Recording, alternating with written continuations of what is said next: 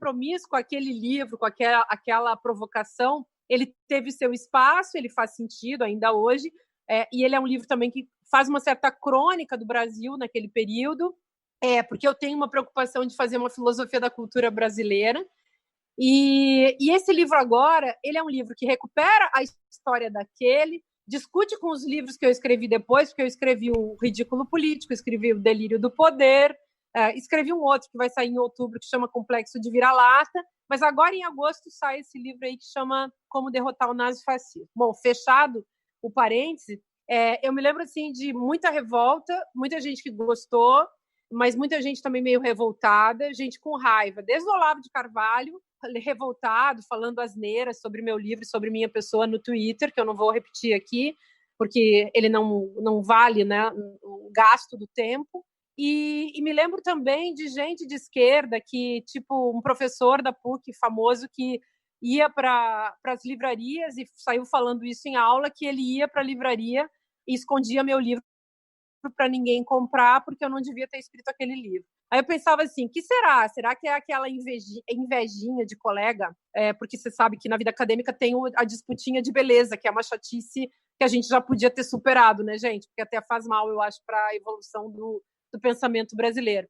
Ou será que algum defeito que ele viu real, mas o cara não tinha lido o livro também para poder fazer uma crítica consistente, concreta, kantiana, hegeliana, marxista, sei lá, uma crítica que fosse assim, algo que eu pudesse levar a sério, né?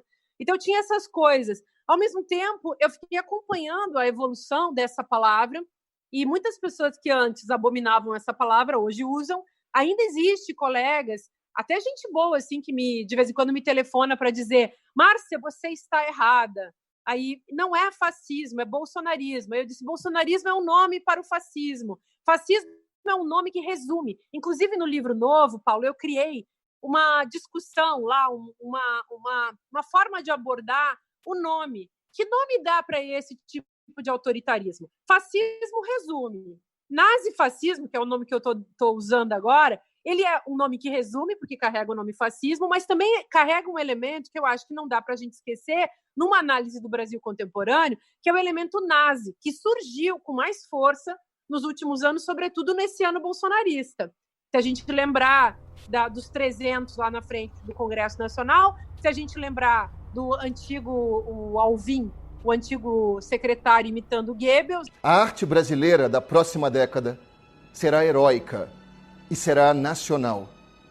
Será dotada de grande capacidade de envolvimento emocional e será igualmente imperativa, posto que profundamente vinculada às aspirações urgentes do nosso povo. Ou então não será nada.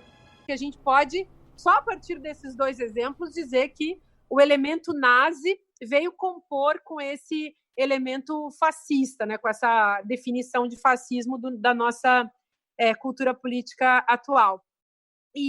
Mas eu criei outros nomes, eu disse, gente, pode falar turbofascismo, pode falar turbotecnofascismo, até porque é um fascismo digital, o fascismo que a gente conhecia, o tal fascismo clássico que alguns denominam, era um fascismo analógico, era um fascismo de antes da invenção da televisão e da internet. É um fascismo que tinha um componente, claro, de difusão, mas ainda analógico. Precisava da propaganda, precisava da difusão, mas ainda era analógico. Então, agora a gente tem um fascismo que ele é digital e que ele traz esses traços nazi com muito mais força, pelo menos no Brasil. Só que, ao mesmo tempo, tem características específicas. Não é nacionalista, é americanista, é subserviente, como a gente viu no Bolsonaro há poucos dias, 2 dias atrás. Hoje é dia, na nossa gravação, né? Dia 5, Bolsonaro, dia 4 de julho, comemorando lá na Embaixada Americana a independência americana. Que isso? É um negócio ridículo. Bolsonaro não tem vergonha, né? E, aliás, essa falta de vergonha, essa subserviência pode ser um traço psicopatológico, pode ser um traço psicopático da personalidade de Bolsonaro, mas não importa, quando um sujeito está no governo, aquilo que é pessoal vira político, aquilo que é pessoal vira também impessoal. Então, um governante tem, e aí está a importância também de um líder político, ainda mais num país personalista como é o Brasil, né? Um governante, ele tem uma função, ele tem vamos dizer assim, ele tem uma tarefa e ele acaba exercendo uma função realmente muito forte de comandar a sensibilidade popular. E, nesse caso, acho que os atos de Bolsonaro, todos eles, seja a corrida armamentista, seja ele ser o garoto propaganda da indústria armamentista, seja ele ser o ogro que fala, as asneiras que fala para produzir essa retórica do desnorteio, né, essa retórica da desinformação, seja o miliciano, seja o pai dos filhos marginais que eu digo aí no sentido popular também, né? Seja, enfim, o mentecapto, o estúpido, o ignorante, enfim, ele é essa figura que influencia o povo. E por isso também acho que convém a gente saber analisar, ter coragem, né, de olhar para tudo isso e não ter medo. Por mais amedrontador que seja, a gente tem que vencer esse medo e não se deixar contaminar e não se deixar levar com tanta força por ele para poder combater o estado de coisas no qual a gente está submerso nesse momento. E aí, tentando entender assim exatamente o que se passa dentro do brasileiro médio, né? Eu quero comentar de uma outra frase sua, né? Que é: aquilo que eu sou é aquilo que eu não sou quando eu me encontro comigo mesma. E aí você também comenta de uma espécie de um auto-interesse, né? E a superação do ego nessa era das pós-verdades, né? Talvez uma superação dos clichês desse capitalismo sofista que a gente vive hoje, né? E fala do diálogo com o pensamento-ação, né? O pensamento-ação, a base da filosofia e talvez a coisa mais importante da filosofia para a nossa era. E eu quero discutir isso com você para tentar entender melhor assim como que a gente pode desenvolver o diálogo com quem está inserido hoje, um bolsonarista, uma pessoa que está num contexto, né, delirante, que é pautado naquele recalque, né, com o conceito de Freud que você explicou no seu livro de 2019, O Delírio do Poder, Psicopoder e Loucura Coletiva na Era da Desinformação, e como mostrar para essas pessoas que são esses fascistas possíveis, né, que o delírio dela em não enxergar o outro, né, em não enxergar, não conseguir conversar com razão, não tentar se reinventar, né, sair do próprio delírio que não é a cura, né, e sim a manutenção da doença dele, assim, de tá completamente perdido dentro das próprias reflexões.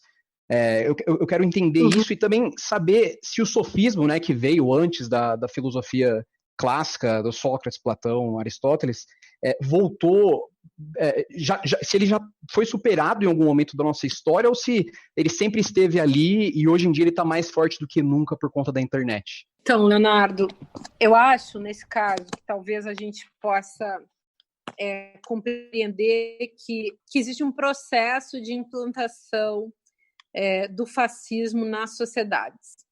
Então, se a gente pega a chegada do fascismo que nos surpreende dentro da nossa própria casa, até esse momento do delírio total, da loucura coletiva, da manipulação, da entrega das massas, né? As massas manipuladas e mistificadas, elas se entregam a um processo, se entregam ao líder autoritário, elas praticam nas mais diversas esferas. O ódio se torna uma espécie de combustível que faz funcionar o metabolismo psíquico no cotidiano. Por isso, inclusive, que esse é um dos grandes motivos pelos quais eu tive que sair do Brasil, porque por mais que existissem grupos pagos para me perseguir, para perseguir o Jean Willis, a Manuela Dávila, o Lula, o Haddad, sei lá mais quem, é um fato que eu era vítima também daquelas figuras, daquelas pessoas que eram pessoas comuns, pessoas que estavam aí espontaneamente, o otário útil, né? O sujeito que é manipulado e que cai na conversa generalizada, enfim, nas estimulações do ódio, né? Então, esse discurso de ódio, ele é uma tecnologia política que permite que o indivíduo lá solto venha a aderir, né, à propaganda fascista.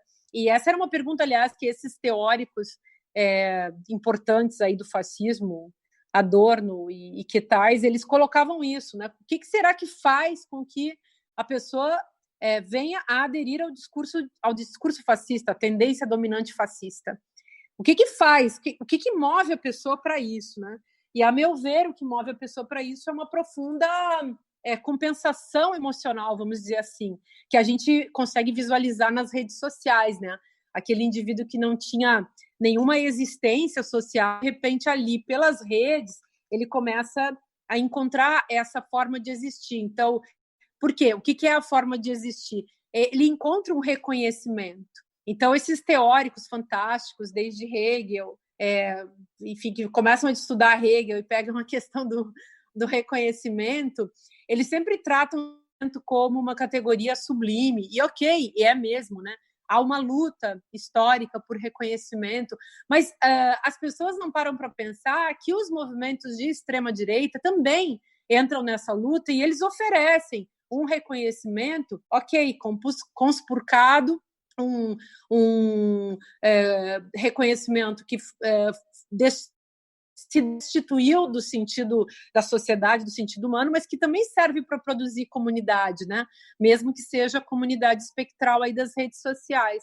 E ali o indivíduo, então, começa a existir. Ele fala uma asneira, digamos, nem precisa ele falar, ele pode ser o reprodutor de uma grande asneira, de um grande preconceito, de uma frase feita, mas dentro dessa lógica do funcionamento, vamos chamar assim, da economia linguística das redes sociais, esse indivíduo, ele repete, pega uma frase lá, copia e cola, e dentro desse procedimento do copia e cola, ele vai colocando também no seu perfil nas redes sociais, e ali ele vai conseguindo aquele like, né, aquele gostei de um, de outro, o coraçãozinho, e de repente ele é um sujeito que se percebe existindo diante do olhar dos outros, ou seja, ele foi reconhecido. E isso, a meu ver, numa cultura em que os indivíduos foram sempre humilhados, em que as pessoas foram sempre humilhadas, em que as pessoas não valem nada, esse indivíduo não é culpa dele. Ele nunca valeu nada, não vale nada para o sistema. Ele é aquilo que popularmente as pessoas chamam de Zé Mané. Ele é um Zé Ninguém, ele é ninguém. E ele, então, não é ninguém, mas em um determinado ponto da história, nas redes sociais, ele encontra a sua condição, uma condição, digamos, de sujeito reconhecido. Ele adquire existência social na rede social. É a mesma coisa que acontece com aquele cidadão que não tem cidadania, que não tem reconhecimento na sua vida, ele não é ninguém, ele é um porteiro num edifício, ou ele é o sujeito que cuida do carro ali na rua, ele não tem reconhecimento profissional, nem reconhecimento social, ele não tem nada, mas esse indivíduo, quando chega na igreja neopentecostal, ele adquire um nome, ele ganha um aperto de mão. Bom, a tática do bater nas costas, dar um aperto de mão, olhar nos olhos, é uma tática eleitoreira, sempre foi. Por quê? Porque é um, digamos, kit básico de reconhecimento. Então, o indivíduo é reconhecido naquele aperto de mão, tomar um cafezinho no bar com o político, o doutor, né, que vem de paletó, que é o sujeito das mãos lisas, né, que é o sujeito assim, bem apessoado, pelo menos tomou banho, é um sujeito limpo, é um sujeito que se apresenta, né, como o doutor, né? E esse cidadão aviltado, humilhado, esse cidadão, muitas vezes, inclusive, materialmente abandonado, sofrendo mesmo das mais diversas maneiras, esse cidadão, então, também sofre e precisa desse reconhecimento e se entrega a esse tipo de performance, né, que se dá a ele, que se apresenta a ele como sendo um lugar, né, um ser, um sujeito que espelha, né, que vem na posição de espelho e se oferece como lugar do reconhecimento. Então, eu estou falando isso porque eu acho que no Brasil se criou uma comunidade espectral, alucinada, os sujeitos bolsonaristas são sujeitos que buscam também não apenas a identificação com